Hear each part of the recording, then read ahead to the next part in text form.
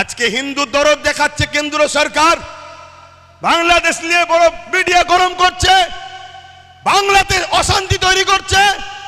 কিন্তু আমি জানতে চাই, আমাদের পাশে নেপাল 95% হিন্দু, সেই দেশের সঙ্গে ভারতের সম্পর্ক ভালো নেই কেন? কেন্দ্র সরকারকে জবাব দিতে হবে। কথা বলেন, জবাবের দরকার আছে না নাই? তুমি যদি এতই হিন্দু দরদি সরকার হও, এতই যদি হিন্দুদের ভালোবাসো, তাহলে জবাব দাও। যখন ডোনাল্ড ট্রাম্প আহমেদাবাদ স্টেডিয়ামে উদ্বোধন করতে আসছিল, রাস্তার দুদিকে গরিব হিন্দুদের বাড়িগুলোকে যাতে ডোনাল্ড ট্রাম্প দেখে ফেলে বড় পর্দার আড়াল করে দিয়েছিল কেন? তারা কি মানুষ নয়? তারা গরিব হয়েছে বলে কি মানুষ নয়? মনে রাখবেন, এ সব রাজনীতির রুটি শাখার চক্রান্ত। তাহলে আজকে 95% নেপালের সঙ্গে ভারতের সম্পর্ক নেই। ভারতের প্রতিবেশী চতুর্দিকের দেশগুলোর খবর নেন, সবার সঙ্গে সম্পর্ক খারাপ ছিল। যদিও বা বাংলাদেশের সঙ্গে সম্পর্ক, এই অপদার্থ সরকার আসার পরে ওই বাংলাদেশের সঙ্গে সম্পর্কটা আমাদের খারাপ হয়ে গেছে। খুব ঠান্ডা মাথায় শুনুন, এই দেশে পৃথিবীর বুকে বড় বড় দেশ সব নেই, আর সব টুকরো টুকরো হয়ে গেছে। বড় বড় দেশ নাই, সব টুকরো টুকরো হয়ে গেছে। বড় দেশের মধ্যে আমার দেশ, আমার মাতৃভূমি, আমার হিন্দুস্তান একটা বড় দেশ আছে, আর একটা হলো চীন বড় দেশ আছে। নিশ্চয়ই আপনারা জানেন, চীন আমার ভারতবর্ষের একটা বড় অংশকে দখল করে নিয়েছে, বড় একটা জায়গাকে দখল করে নিয়েছে। সেই জায়গাতে তার প্রতিবাদ না করে আজকে মধ্যে মানুষে মানুষ বিভাজন তৈরি করতে চাইছে। মনে রাখবেন, তাহলে কিছু সমস্যা এই করিস তোরা, আমার বেলাতেই সব সমস্যা। কি হলো?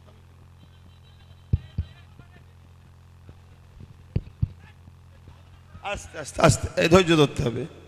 ডিসিপ্লিন সব থেকে বড় জিনিস। এ লড়াই আজকে শেষ নাকি? নিশ্চয়ই আমি আওয়াজ দিচ্ছি, শুনেছেন তো নাকি? আমি এখান থেকে প্রকাশ্য বলে যাচ্ছি, এতে আমার হিন্দু ভাইয়েরা ভুল বুঝলে কিছু করার নেই। বাবরি মসজিদ ছিল, আছে, থাকবে। বাবরি মসজিদকে নতুন করে আমরা তৈরি করব, বলুন ইনশাল্লাহ, বলুন ইনশাল্লাহ। তবে বাবরি মসজিদ তৈরি করতে গিয়ে রাম মন্দির ভাঙতে লাগবে নাকি? না। কেন লাগবে না? যেখানে বাবরি মসজিদ ছিল ওখানে ফাঁকা আছে, ওখানে রাম মন্দির করেনি। এ তো বোকা বানিয়েছে আমার হিন্দু ভাই। দেখারে শ্রদ্ধার সাথে বলছি, ভাই দুশ্মনের নজরে আমায় দেখুনি কেন? আমি ফ্রিডম ফাইটার পীর আবু বকর সিদ্দিকীর চতুর্থ প্রজন্ম, যিনি গান্ধীবাবুর সাথে, কি বলে, আশফাকুল্লাহ খানের সাথে, নেতাজির সাথে, ঈশ্বরচন্দ্র বিদ্যাসাগর, রবীন্দ্রনাথ টেগরের সাথে এক পিরিয়ডে বসে ব্রিটিশ তাড়াবার জন্য যারা লড়াই করেছিল, সেই পরিবারের সন্তান আমি। মনে রাখবেন আমি কি কথা বলছিলাম, এই সব বিচখানে ডিস্টার্ব হয়ে গেলে। হ্যাঁ, কি কথা বলছিলাম? হ্যাঁ, চীন চাইছে ভারতকে টুকরো টুকরো করার। এদিকে পাকিস্তানও আছে, এও চাইছে ভারতকে, বলুন, টুকরো টুকরো করার। আর সেই টুকরো টুকরো করার ফাঁদে বা ইচ্ছা করে আমার কেন্দ্র সরকার কিন্তু সেই রাস্তায় নিয়ে যাচ্ছে দেশকে। আমাদের মধ্যে ঐক্য না তৈরি করে, আমাদের মধ্যে ভ্রাতৃত্ব না তৈরি করে, আমাদের মধ্যে মিলবন্ধন না তৈরি করে, শুধু একটাই আওয়াজ তুলছে, যেটা আমার বাইজিদ আমিন ভাই বলছিল, পুরো দেশ জুড়ে হিন্দু খাতরে মে হ্যায়। আগামী 30-এ, আগামী 40-এ মুসলমান এই হয়ে যাবে, মুসলমান ওই হয়ে যাবে, হিন্দু থাকতে পারবে না, এ থাকতে পারবে না। শুধু বলছে হিন্দু খাতরে মে হ্যায়। শুনুন আমার হিন্দু ভাইরা, দেশের প্রধানমন্ত্রী হিন্দু, স্বরাষ্ট্রমন্ত্রী হিন্দু, রাষ্ট্রপতি হিন্দু, প্রত্যেকটা রাজ্যের CM Hindu, DM Hindu, BDO Hindu, জজ কোর্টের মেন যারা বিচারপতি তারাও হিন্দু, সেনাপ্রধান হিন্দু, সব জায়গায় হিন্দু থাকার পরেও যদি হিন্দু খাতরে হয়, হিন্দু ভাইদের আন্দোলন করা দরকার। তোদের মতো হিন্দুকে রেখে লাভ নাই। দেশের প্রধানমন্ত্রী কোনো মুসলমানকে করবো আমরা। সব জায়গায় তোরা, সব জায়গায় তোরা, তারপরে বলছে আমরা খাতরাই। তোদের মতো হিন্দু প্রধানমন্ত্রী দরকার নেই, তোদের মতো হিন্দু স্বরাষ্ট্রমন্ত্রী দরকার নেই। আমরা দরকার এপিজে আব্দুল কালামের মতো মুসলমানকে প্রধানমন্ত্রী তৈরি করব, মৌলানা আব্দুল কালামের মতো প্রত্যেকটা রাজ্যে সিএম বানাবো, এটা আমার হিন্দু ভাইদের, মুসলিম ভাইদের সবাই আমার দেশকে বাঁচাবার জন্য আওয়াজ তোলা দরকার আছে না নাই? শুধুমাত্র একটা ড্রামা, শুধু একটা নাটক, একটা তো কিছু খোরাক দরকার। 26-এ ভোট আসছে, খোরাক তো দরকার। সেই খোরাকের নতুন খোরাক কি না, ওয়াকফকে আমি 2024 ওয়াকফ অ্যাক্ট সংশোধন করব। কি জন্যে করবেন না, মুসলমানরা বড় বিপদে আছে, ওদের ওয়াকফ নিয়ে বড় সমস্যা হচ্ছে। আপনি ঠিক বলেছেন, এই পর্যন্ত শুনছেন তো, এ পর্যন্ত আপনি ঠিক বলেছেন, কিন্তু আপনার ঠিক কথার মধ্যে নিয়তটা কিন্তু ভালো নাই। আপনার নিয়ত ভালো নয়। আপনার নিয়ত কি, ওয়াকফ সংরক্ষণের নামে পীর আব্বাস আলী গোরাচাঁদ রহমাহুল্লাহ হুজুর, যিনি এখানে লুহা তারেতে, লুহা বেড়াতে জানেন না চাপা ফুল দিয়েছিলেন, তাই এটা চাপা তলা। কথা বুঝে আসছে? সেই পীর বেড়া চাপা, বেড়া চাপা মানে বেড়ার ওপরে চাপা ফুল, বেড়া চাপা। সেই পীর আব্বাস আলী গোরাচাঁদ রহমাহুল্লাহ, তিনার 900 বিঘের ওপরে জায়গা ছিল। 77 বছর ধরে যত হুকুমত আমার পশ্চিমবাংলায় এসেছে, দুঃখ নেবেন না, সত্যটাকে একটু জানুন, তারপরে পছন্দ হয় নেবেন, না পছন্দই না নেবেন, কিন্তু শোনার আগেই কেন খেপে যাচ্ছেন? 900 বিঘে জায়গাকে 77 বছর ধরে একটু একটু একটু খেতে খেতে আজকে সেই জায়গাটা দাঁড়িয়েছে মাত্র 92 শতক। কত বিঘে জায়গা বলবেন তো? 900 বিঘে। 900 বিঘে জায়গা। আমার রাজ্যের হিসাব দিচ্ছি, তাহলে বুঝবেন কেন্দ্র হঠাৎ করে বিল কেন করতে চাইছে। সেটা দাঁড়িয়েছে কত? 900 বিঘেটা দাঁড়িয়েছে 92 শতক, কিছু কম 3 বিঘে। কথা বললেন? 900 বিঘের থেকে বেঁচে আছে কিছু কম 3 বিঘে। এখন মোদি বাবু হঠাৎ করে ভাবছে ওই 3 বিঘেটা তোরা খেতে পারবি না, এটা আমি খাবো, এজন্য বিল বানাতে চাইছে। যদি মুসলিমেরই সংরক্ষণ দরকার, তাহলে হাজার লক্ষ বিঘে হিন্দু ভাইদের দেবত্ব সম্পত্তি আছে, সেই দেবত্ব সম্পত্তি থেকে হিন্দু ভাইদের বিকাশ করুন, হিন্দু ভাইদের শিক্ষার ব্যবস্থা করুন, হিন্দু ভাইদের রুজি রুটি থাকার ব্যবস্থা করুন। আদিবাসী ভাইদের জল জঙ্গলের সম্পদ কর্পোরেশনরা লুটে লুটে বড় বড় বিল্ডিং তৈরি করে ফেলছে। আপনি যদি উপযুক্ত প্রধানমন্ত্রী হন, দেশকে যদি ভালোবাসেন, দেশবাসী সবকা সাথ সবকা বিকাশ যদি চান, তাহলে জল জঙ্গলের দখলকৃত সম্পদকে উদ্ধার করে আদিবাসী ভাইদের শিক্ষা, স্বাস্থ্য, রুজি রুটি, কর্মসংস্থান মূল সুরাতের দিকে টেনে নিয়ে আসুন। না, উনি শুধু মুসলমানদের দরদি হয়েছে। শুনছেন তো নাকি? এদিকে বলছে হিন্দু খাতরে মে, আর প্রধানমন্ত্রী বলছে মুসলমানদের আমি উপকার করব। এই নাটক বুঝতে বাকি নয়। উনি এই বিলটা তৈরি করে পুরো দেশের 27 লক্ষ বিঘে সম্পদ, অঙ্কটা মনে রাখবেন, পুরো দেশ জুড়ে 27 লক্ষ বিঘে সম্পদ আছে। এই 27 লক্ষ বিঘে সম্পদকে পুরো গভর্নমেন্ট হাত করতে চাইছে। অর্থাৎ কেরলে 1400 বছরের একটা মসজিদ আছে, বাদশা চিরামান, যে বাদশা একদিন আকাশের দিকে তাকিয়ে দেখে পূর্ণিমার চাঁদ দুটুকরো হচ্ছে, এই দৃশ্যটা দেখে বাদশা চিরামান, হিন্দু ঘরের সন্তান, তার মনের মধ্যে তারিখটা রয়ে গেল। একদিন হযরতে মালিক রহমাহুল্লাহ এমন করে কেরলে এসেছিল বিজনেসের জন্য। বাদশা চেয়ারম্যান মৌলানা হযরতে আব্দুল মালিক হুজুরকে জিজ্ঞাসা করলেন, যেই দিন চাঁদ দুটুকরো হয়েছিল, আপনারা তো আসমানি কিতাবের খবর রাখেন, বলতে পারবেন কি হয়েছে? হযরত আব্দুল মালিক বললেন, এক জাদুকর, আমার লিডার, আমাদের প্রফেট, মনুষ্য জাতির সর্দার নবী প্রফেট মুহাম্মদ সাল্লাল্লাহু আলাইহি ওয়াসাল্লামকে কিছু মুজিজা দেখতে চেয়েছিল আসমানে, তাই আঙ্গুলের ইশারা করেছিল, চাঁদটা দুটুকরো হয়ে গিয়েছিল। এই কথাটা শোনার সাথে সাথে রাজা চিরমান এই কিরাল থেকে মক্কার জমিনে গিয়ে হযরত প্রফেট মুহাম্মদ সাল্লাল্লাহু আলাইহি ওয়াসাল্লামের হাতে হাত দিয়ে আখেরি মেসেঞ্জার, আখেরি আওতার, আখেরি পথ প্রদর্শক, আখেরি প্রফেট হিসাবে তিনাকে মেনে নিয়ে ঈমানের কালেমা পড়ে ইসলাম ধর্ম কবুল করেছিল। সেই প্রফেটের অনুসরণ করে রাজা চিরমান কেরলে একটা মসজিদ তৈরি করেছে, যে মসজিদের বয়স 1400 বছর। এই 1400 বছরের মসজিদ প্রমাণ দিচ্ছে ভারতবর্ষে মুসলমান স্বাধীনতার পরে বাংলাদেশ থেকে নয়, আফগান থেকে নয়, পাকিস্তান থেকে নয়, এ ভারতের বুকে 1400 বছর ধরে আছে। তার প্রমাণ হলো কেরলের মসজিদ। 1400 বছর আজান হচ্ছে, 1400 বছর নামাজ হচ্ছে। যে মুসলমানদের ভারতবর্ষে পরিচয় 1400 বছরে থাকতে পারে, এই 14 দিনের সরকার এনআরসি করে আমাদেরকে তাড়ানো অসম্ভব হচ্ছে। এই ওয়াকফকে কবজা করে, ওই মসজিদকে প্রমোটিং করে, বিক্রি করে তোমার আমার প্রাচীন ঐতিহ্যকে মিটিয়ে তোমাকে আমাকে প্রমাণ করতে চাইছে স্বাধীনতার পরে এসেছো, তারপরে এনআরসি করে তোমাকে আমাকে হত্যা করবে। মাথায় ঢুকছে? বক্তব্য শুনছেন? কেন আমি অনেক ঠান্ডা মাথায় চিন্তা করছিলাম, আরে ওয়াকফ তো সবাই খেয়েছে, ওয়াকফের মধু চাকতে এমন কেউ তো নাই। ওয়াকফের মধু সবাই চেকেছে, আর এই চাকার জন্য সব থেকে বড় দোষী আমরা। আমরা যদি ঘরের দরজা খুলে আর সোনা দানা বাইরে বার করে ঘুমোই, চোরের কাজ তো ভাই চুরি করবে।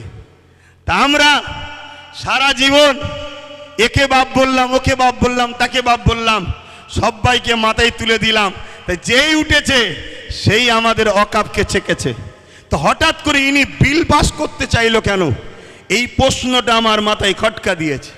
আমি রিসার্চ, আমার ক্ষুদ্র জ্ঞানে চিন্তা ভাবনা করে আমি যেটা দেখলাম, একটা মসজিদ আছে 1300 বছর বয়স গুজরাটে। এভাবে ভারতবর্ষ জুড়ে হাজার হাজার বছর ধরে ঐতিহ্যের মসজিদ, কবরস্থান, মাদ্রাসা, খানকা, দরগা প্রমাণ দিচ্ছে এ ভারতবর্ষে মুসলমান হাজার হাজার বছর ধরে আছে। স্বাধীনতার লড়াইতে 95,000 কম বেশি মানুষ দেশের জন্য জীবন দিয়েছে প্রথম কাতারে। তার মধ্যে 63,000-ও বেশি মুসলমানের জীবন কোরবান হয়েছে দেশের জন্য। তাই ব্রিটিশ চলে গেছে।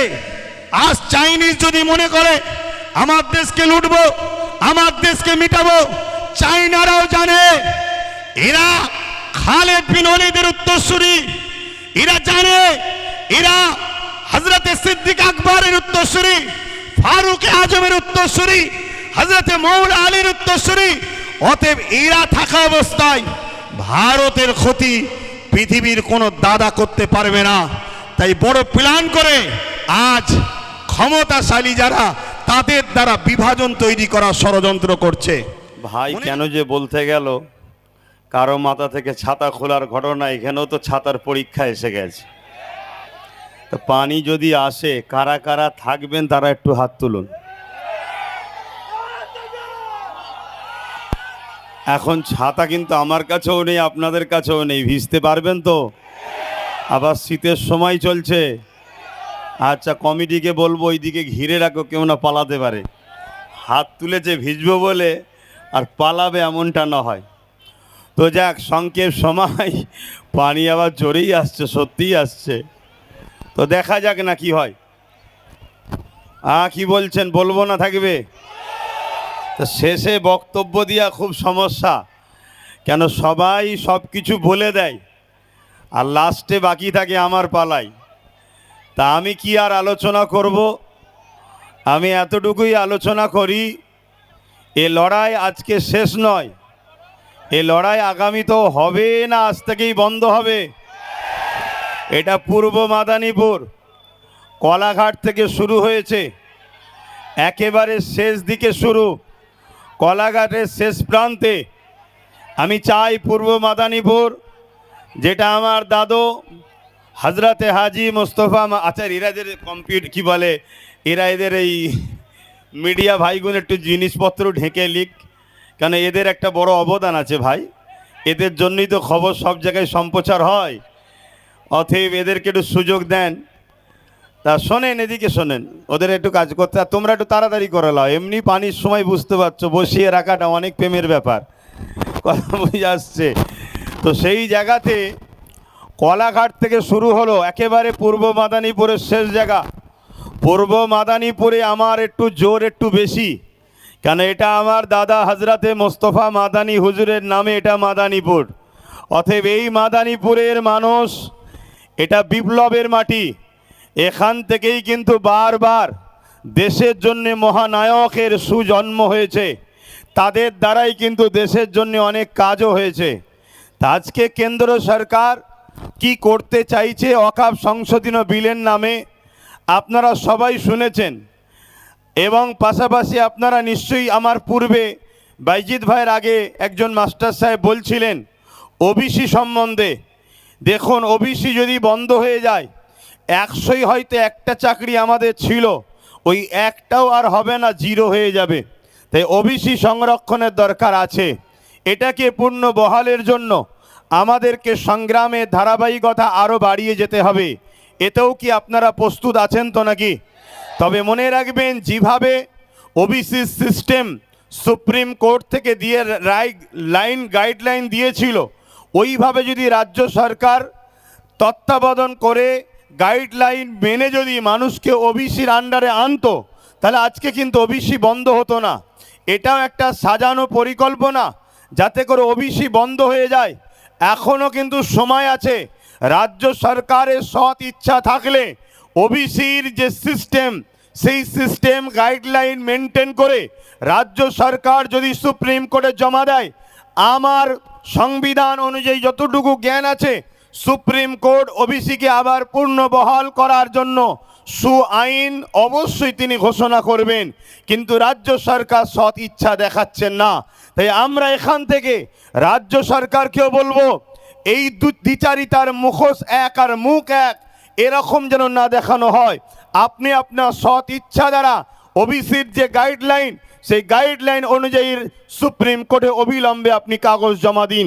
এর পাশাপাশি নিশ্চয়ই এই বিষয়টা আলো হয়েছে না হয়েছে কি জানি না, মাদ্রাসা শিক্ষা পুরো দেশ জুড়ে যেমন ওয়াকফকে কেন্দ্র সরকার দখল করতে চাইছে, ওয়াকফ যদি চলে যায়, মাদ্রাসাও যাবে, মসজিদও যাবে, কবরস্থান, ঈদগাহ, খানকা সবই যাবে। অ্যাকচুয়ালি ইসলামের পেহচান, মুসলমানদের পেহচান, মুসলমানের পরিচয় সবটাই মিটে যাবে।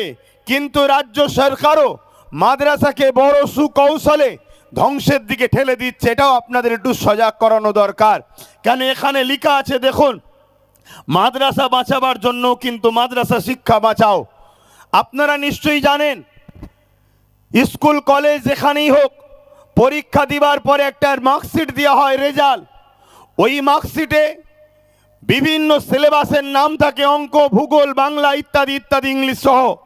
ঠিক তেমনই মাদ্রাসা শিক্ষায় এই সিলেবাসের নাম ছিল কোরআনে কত পেয়েছে। কিন্তু আপনারা জানেন কি জানেন না, উলামা হজরত, ইমাম সাহেব হজরত, মুসলিম সমাজ প্রেমিক মানুষ, আপনারা মন দিয়ে শোনেন, আমরা যাকে আপনারা এত ভালোবাসলেন, তিনি ক্ষমতার পাওয়ারে মাদ্রাসা শিক্ষা থেকে বড় প্ল্যান মাফিক এই পশ্চিম বাংলায় কোরআনকে তুলে দিয়েছে।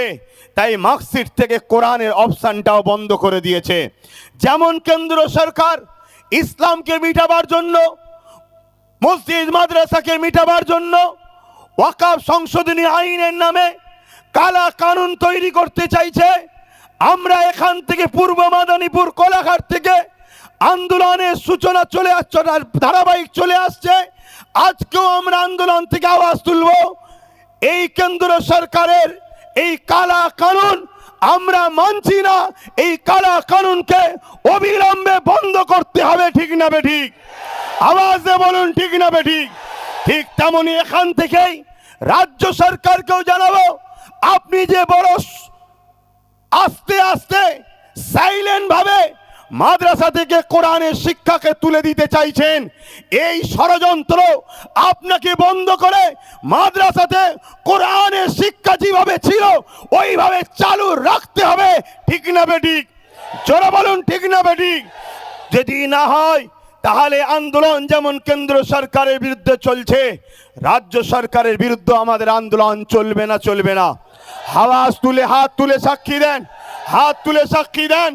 কেন কেন্দ্র সরকারকে আমরা জানিয়ে দিই দেশকে ভালোবাসি, আপনার যে গদিটা প্রধানমন্ত্রীর ওই গদিকেও সম্মান করি। তার মানে এটা নয় আপনি ইসলামের বিরুদ্ধে, মসজিদের বিরুদ্ধে, কোরআনের বিরুদ্ধে, ইসলামের বিরুদ্ধে কোন রকম ক্ষমতার জন্য আইন তৈরি করবেন। আমরা বেঁচে থাকতে এই আইন হতে দেব না। তাহলে আপনাকে আগে ঠিক করতে হবে, আইন পরে করবেন। আগে আমাদের যুব সমাজের বুকে তাজা খুনগুলো গুলি করে করে ঝরাতে হবে, তারপরে আইন করতে আপনি পারবেন। তার আগে পর্যন্ত আইন আমরা হতে দেব না। কেন আমরা দেশকে ভালোবাসি, সংবিধানকে ভালোবাসি। ঠিক মনে রাখবেন, আমরা জানের থেকেও বেশি আমার ইসলাম, আমার কোরআন, আমার মসজিদ মাদ্রাসাকেও ভালোবাসি, ঠিক না বেঠিক? ঠিক তেমনি রাজ্য সরকারকেও বলবো, আপনিও মনে রাখবেন, আমরা হয়তো মুসলিম সমাজের 27% মানুষ আপনাকে বিশ্বাস করে ভোট দিয়েছে, বিজেপির ভয় দেখিয়ে, বিজেপির ভয়ে সব হয়তো আপনার কোলে উঠেছে। তার মানে এটা নয় আপনি ওই ক্ষমতা নিয়ে মাদ্রাসা থেকে কোরআনের শিক্ষাকে তুলে দেবেন, কোরআনকে মিটাবার প্ল্যান করবেন। তাহলে মনে রাখবেন, আমরা 27% কেন, যত পার্সেন্টই আছি আমরা বুকে তাজা খুন দিয়ে হলেও বিজেপির ভয় না করে বিজেপিকেও যেমন উৎখাত করব, আপনাকেও কিন্তু উৎখাত করে আমরা ছাড়বো। এই লড়াই চলতে থাকবে। অতএব আমাদের লড়াই, আমাদের আন্দোলন, আমার ধর্ম, আমার ইসলাম, যেটা আমার সংবিধান আমাকে রাইট দিয়েছে, তার উপরে কেন্দ্রও যেন হাত না দেয়, রাজ্যও যেন হাত না দেয়। এটা আমাদের আন্দোলন চলবে, ঠিক না বেঠিক? কিন্তু বলার তো অনেক কিছু আছে, তারপরেও পানি এসে বীজখানে। এ ভাইয়েরা একটু মোবাইল টোবাইলে ব্যস্ত হয়ে গিয়েছিল, মিডিয়া ভাইয়েরা, দেখ এখন আর ব্যস্ত হননি। কিন্তু তারপরেও পূর্ব মাদারীপুর থেকে আমি একটা বিষয় নিয়ে প্রথম আলোচনা শুরু করব। ওয়াকাব নিয়ে তো অনেকে বলেছে, আমি একটু বলছি, কিন্তু তার আগে একটা বিষয় আপনাদের সকলের দৃষ্টি আকর্ষণ করছি।